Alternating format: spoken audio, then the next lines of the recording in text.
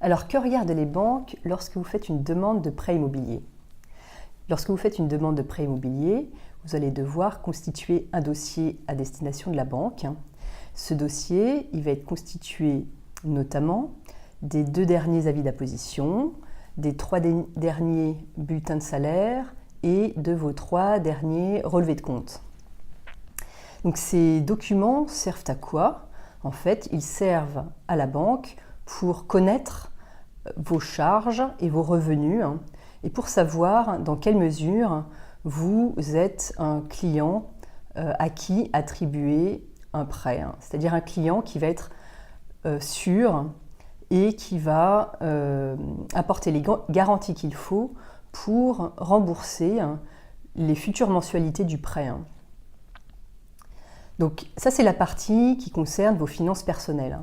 La banque regarde donc, je reprends, elle regarde comment vous gérez votre argent. Est-ce que vous êtes quelqu'un de dépensier? Est-ce que vous avez des revenus réguliers? Et est-ce que vous êtes en mesure de mettre de l'argent de côté tous les mois? Ensuite, dans le dossier, il y a évidemment aussi une partie qui concerne le bien immobilier que vous allez acquérir. Donc vous allez devoir fournir une copie du compromis de vente qui va permettre à la banque de connaître le prix de vente sur lequel vous vous êtes accordé avec le vendeur. Vous allez aussi joindre des devis de travaux s'il y a des travaux. Donc ça va concerner les charges liées à l'achat. Et vous allez, dans la mesure du possible, mettre une attestation d'une agence immobilière pour définir les montants des loyers que vous allez en retirer ou que vous espérez en retirer. Donc cette deuxième partie, vous avez compris, concerne le bien, son coût complet et les revenus locatifs espérés.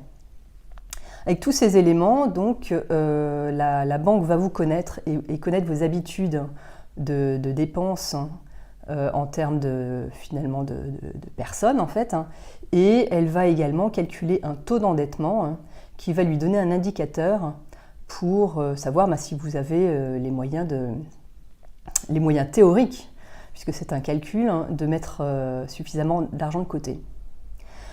Alors, sachant ces éléments-là, donc la banque regarde ce qui concerne vos finances et votre manière de gérer vos finances et le bien, vous avez plusieurs stratégies derrière.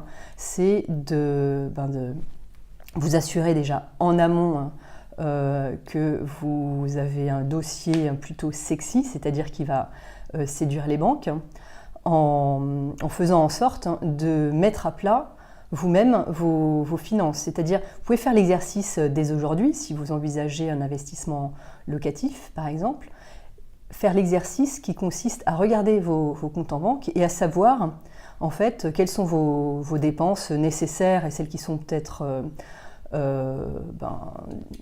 une partie un peu plaisir que vous pourriez mettre de côté et qui vous servirait à la place à épargner, en fait, et à démontrer à la banque que vous pouvez mettre de côté de l'argent tous les mois. Donc vous faites cet exercice et ça vous permettra aussi de savoir quel type de mensualité vous pouvez viser, puisque évidemment c'est votre épargne qui va vous aider à rembourser les mensualités demandées par la banque.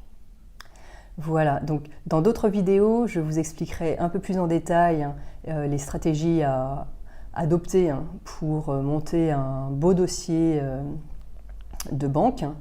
Un beau dossier de banque qui permet de mettre les éléments en avant et qui vous permet aussi à vous finalement de savoir ce dans quoi vous vous engagez.